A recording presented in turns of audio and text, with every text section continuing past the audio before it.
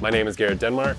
I work here at Iceboxbrewing Company. I'm the head brewer here. Have been working here for all 4 years that we've been open.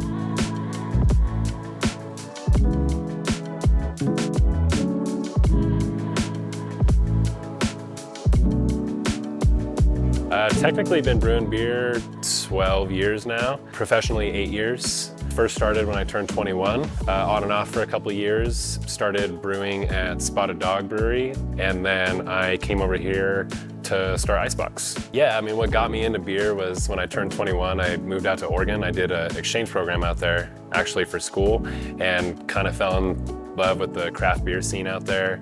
I always remember my dad homebrewing when I was a kid, so I asked him for his old homebrew kit and started doing it and just really enjoyed it. First beer I brewed was a porter, and it was so bad. It was like the worst beer I've ever had. I dumped it all down the drain. Yeah, it was really, really bad, but I got a little better.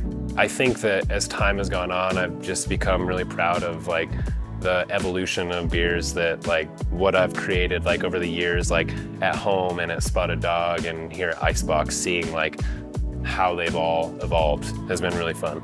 I think that's what's fun about it, is it's both science and art at the same time. You know, I'd say it's like a 50-50 combo of those, which is why it's really fun to me. I get to be artistic, but also use like process to create something that's consistent and the same every time. You know, we brew the beer on brew day, but we're usually not drinking that beer for anywhere from 4 to 8 weeks.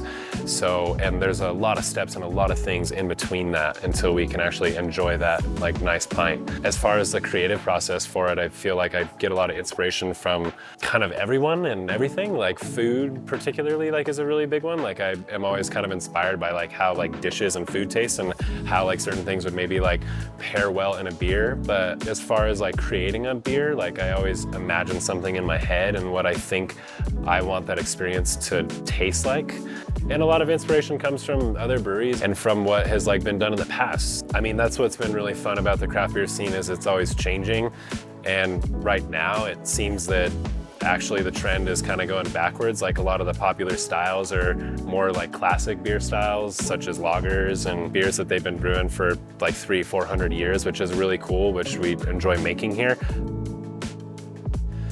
Growing up here, I always remember downtown kind of being quiet, you know, and not really having a lot downtown. And I went to school in Albuquerque at UNM, and then I spent some time in Colorado for a couple years. And coming back home and seeing more like tap rooms and breweries open up has been really cool. And seeing kind of that revitalization of downtown has been really amazing. It's so fun to go down there and like see people walking around, and Little Toad's down there, and we have Boneyard Cantina, and I think it's just great for the community.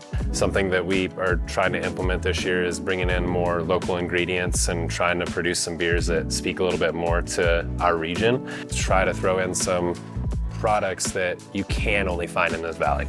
You know, we just made a green chili blonde. Last year we did like a lavender lemon shandy. We used Calhoun Farms with some of the lavender flowers. So I'm hoping we can do some more beers like that.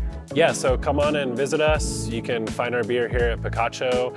We have a tap room here. We have our beer at the Boneyard Cantina downtown. You can find our beer at our North Main tap room that we call I-70. We just opened a tap room that's called Hatch Valley Icebox. You can find us there Thursday through Sunday. We also sell beer at Dry Point Distillers and Rio Grande Winery. So you can keep up with us on our Facebook and our Instagram. It's just Icebox Brewing Company. That's where you're gonna find out about all the new beers we're doing and what we've been up to.